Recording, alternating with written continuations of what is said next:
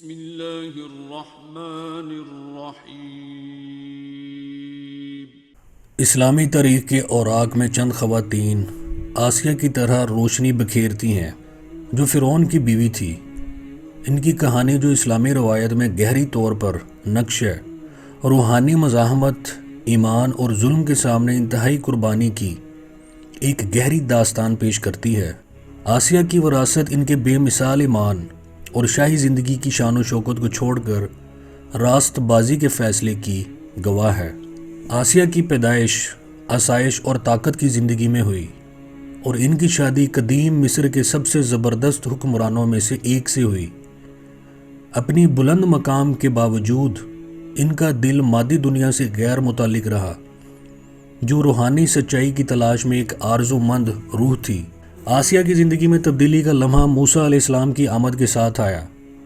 ان کے الہی مشن اور ان کے شوہر کی حکومت کو چیلنج کرنے کے لیے ان کے انجام دیے گئے معجزات کو دیکھ کر آسیہ کے دل نے ایک خدا کی سچائی کو پہچانا۔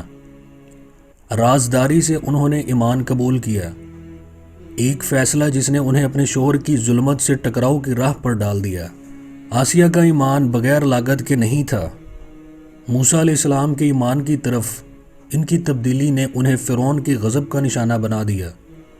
اپنے عقائد کو ترک کرنے سے انکار کرتے ہوئے وہ اپنے ایمان میں مضبوط رہیں، یہاں تک کہ انہوں نے آخری سزا کا سامنا کیا۔ ان کی شہادت کو اسلامی روایت میں ظلم اور باطل کے خلاف مزاحمت کی انتہائی عمل کے طور پر یاد کیا جاتا ہے۔ پیغمبر محمد صلی اللہ علیہ وآلہ وسلم نے آسیہ کو تمام وقتوں کی عظیم ترین خواتین میں سے ایک کے طور پر ذکر کیا ہے۔ ان کی کہانی ہمیشہ کے لیے ایک ابدی مثال کے طور پر کام کرتی ہے، خاص طور پر اسلام میں خواتین کے لیے کہ وہ کیسے عمل کریں۔ ان کی زندگی دنیاوی کشش کے مقابلے میں روحانی سالمیت کی اہمیت، سچائی کے لیے کھڑے ہونے کی اہمیت اور ایمان کی ظلم پر آخری فتح کو سکھاتی ہے۔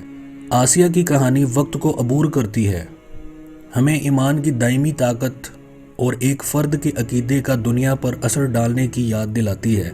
ان کی وراثت لاکھوں لوگوں کو اپنے عقائد پر مضبوطی سے کھڑے ہونے کی ترغیب دیتی ہے، چاہے وہ کسی بھی آزمائش کا سامنا کریں۔ ان کی داستان امید اور جرأت کا منارہ ہے، دکھاتی ہے کہ حقیقی طاقت لچکدار ایمان اور اخلاقی سالمیت میں ہے۔ آسیہ فرعون کی بیوی روحانی مزاحمت اور راست بازی کی علامت کے طور پر رہتی ہے۔ ان کی کہانی زمانوں سے گزرتی ہوئی ان لوگوں کے لیے الہامی کا ذریعہ بنتی ہے جو ظلم کے مقابلے میں سچائی کو برقرار رکھنے کی کوشش کرتے ہیں۔ آسیہ کا یہ بیان نہ صرف ہماری اسلامی تاریخ میں نمایاں خواتین کی سمجھ کو بڑھاتا ہے، بلکہ یہ بھی یاد دلاتا ہے کہ ایمان اور جرأت کا انسانی روح پر کتنا گہرا اثر ہو سکتا ہے۔